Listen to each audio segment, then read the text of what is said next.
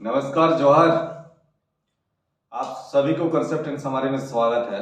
आइए एक जानते हैं थोड़ा सा CAB, CAA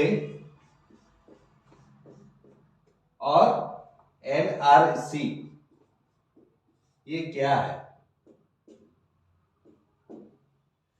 देखिए दोस्तों, मैं आप सभी को बताना चाहता हूं कि कोई भी हम लोग कानून लोकसभा में हो चाहे तो राज्यसभा में पास करने के लिए हम लोग को कोई भी ड्राफ्ट बनाना पड़ता है, और ड्राफ्ट बनाने के बाद हम उस बिल को पास करते हैं, चाहे लोकसभा हो चाहे विधानसभा। ठीक है, तो राज्य में बिल बनाने के लिए हम लोग को कहां पर पास कराना पड़ता है? राज्य में बिल बनाने के लिए हम लोग को विधानसभा में पास कराना पड़ता है, और कहीं सेंट्रल कुछ नियम कानून बनाना होगा या तो फिर बिल पास कराना होगा, उसके लिए हम लोग को लोकसभा में पास करना पड़ता है। कोई भी बिल पास कराने से पहले उसका एक ड्राफ्ट बनाया जाता है, मसौदा, उसका रूपरेखा तैयार किया जाता है, उसके बाद कोई भी बिल पास किया जाता है। बिल पास करने के बाद लोकसभा में पास किया जाता है। जैसे हम सेंट्रल कुछ कानून की बात करें तो जैसे हम लोग अभी बात कर रहे हैं CAB, CAA और NRC। ठीक है, तो कोई भी बिल को पास करने से पहले लोकसभा में हम लोग को पास करना पड़ता है। लोकसभा के बाद फिर राज्यसभा में जाएगा, और राज्यसभा के बाद दस्तखत करेगा राष्ट्रपति, तो वो बिल पास हो जाता है। उसी प्रकार ये जो CAB है, CAB एक बिल है। ठीक है, CAB सिटीजनशिप अमेंडमेंट बिल। ठीक है, और ये सिटीजनशिप अमेंडमेंट बिल जो है वो ये 2009 को ही बिल पास किया गया था।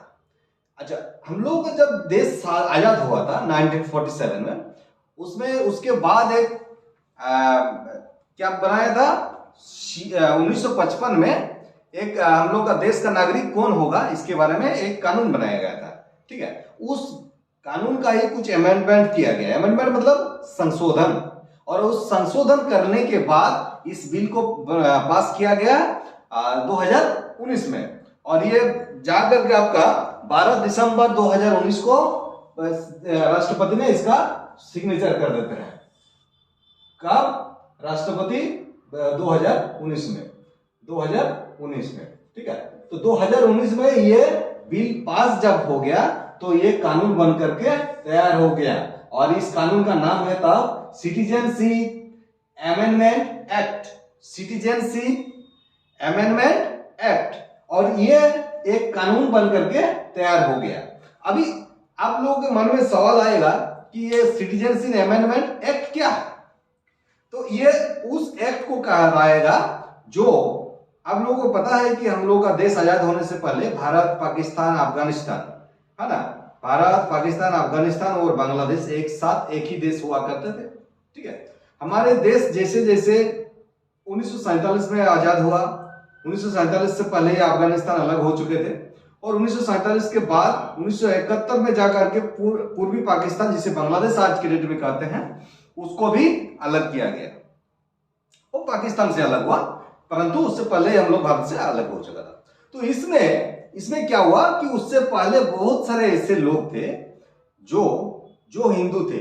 ठीक है, हिंदू यानी उस बांग्लादेश के लिए, अफगानिस्तान के लिए या पाकिस्तान के लिए, उन लोगों के लिए माइनॉरिटी है। तो उन लोग कहीं ना कहीं बहुत सारे ऐसे लोग थे जो 31 दिसंबर 2014 से पहले भारत में किसी तरह से रह रहे हैं, है ना। ये जितने सारे अल्पसंख्यक उस देश के लिए, उस देश से आए हुए ऐसे लोग जो हमारे यहाँ भारत में छुपे छुपाए किसी तरह रह रहे हैं, उन लोगों को नागरिकता दी जाएगी।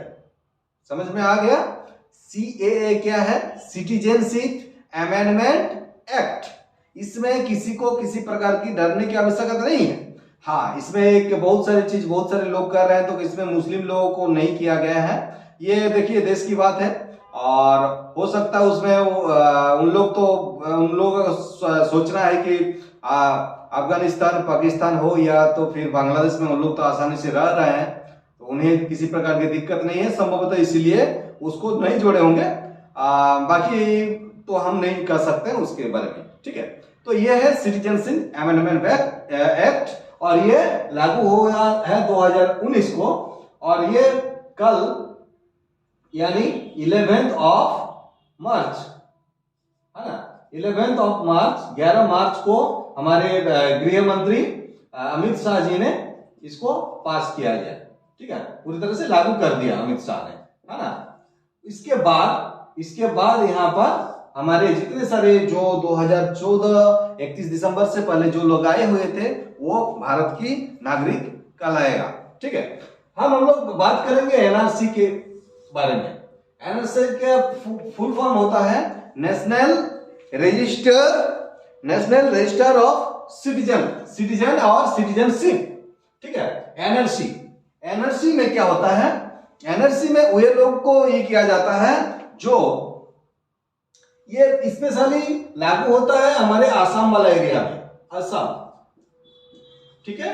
असम देखिए आसाम से बहुत सटा हुआ है बांग्लादेश, है ना। आसाम के बहुत नजदीक भारत का जो आसाम वाला क्षेत्र है उसके बहुत नजदीक में लगा हुआ है बांग्लादेश, और बांग्लादेश से कहीं ना कहीं अंदर में आ जाते हैं बहुत सारे लोग, जिसके कारण हमारे आसाम के लोगों का कहना है कि वहां पर बहुत सारे लोग ऐसे बांग्लादेशी घुसपैठ कर चुके हैं, बांग्लादेश से लोग आए हुए हैं, तो उन लोगों को ताकि कैसे उसको कमी किया जाए और उन लोग आकर के यहाँ पर हमारे देश में बहुत सारे गलत सलत काम कर रहे हैं, तो उनके खिलाफ क्या कर रहे हैं 1971 से पहले, है ना, मार्च 1971 में भारत और बांग्लादेश का जो विभाजन हुआ था ना, उसके बाद, है ना, उसके पहले जो भी लोग आए हुए हैं 1971 से मार्च से पहले जो भी लोग हमारे भारत में आए हुए हैं उन्हें भारतीय नागरिकता दी जाएगी। परंतु 1971 के बाद अगर कोई भी बांग्लादेशी, विशेषकर बांग्लादेशी, क्योंकि बांग्लादेश वाला एरिया है वहां पर, तो पाकिस्तान वाले लोग तो नहीं जाएंगे, थोड़ा सा काफी दूर होता है, इसलिए हालांकि उन लोग भी अगर जाएंगे तो उन्हें देश छोड़ना होगा। तो ये जो कहना है एनआरसी उन लोगों के लिए है, मतलब नेशनल रजिस्टर ऑफ सिटीजनशिप, तो उन्हें अगर 71 से पहले आए हुए हैं तो उन्हें हमारी भारतीय नागरिकता मिल जाएगी, अन्यथा जिसके पास वो उससे पहले आए हुए नहीं उसके बाद आए हुए हैं उन्हें देश छोड़ना होगा, ठीक है। ये कहना है एनआरसी का। और सीएए बाहर से मतलब आ रहे हैं, ठीक है, और एनआरसी क्या हो रहा है, देश से वापस जा रहे हैं, देश से वापस उन्हीं लोग जा रहे हैं जो 1971 के बाद भारत में आए हुए हैं, भारत में घुसपैठ किए हैं। इसमें इस चीज को समझ जाइए, ये स्पेशली असम में लागू हुआ है अभी तक, ठीक है। एनआरसी जो लागू हुआ है असम में, भारत के और हिस्सों में ये सारा चीज लागू नहीं हुआ है, और बाकी सारे अल्पसंख्यक जितने सारे समुदाय के लोग हैं उन्हें डरने की कोई बात नहीं है। ये किसी प्रकार का ये समझने की चीज है, क्या कहना चाह रहे हैं इसको, ठीक है। तो ये है हम लोग का आज की जो सीएए और एनआरसी। आशा करता हूं आप लोग इस वीडियो को देख करके समझ गए होंगे।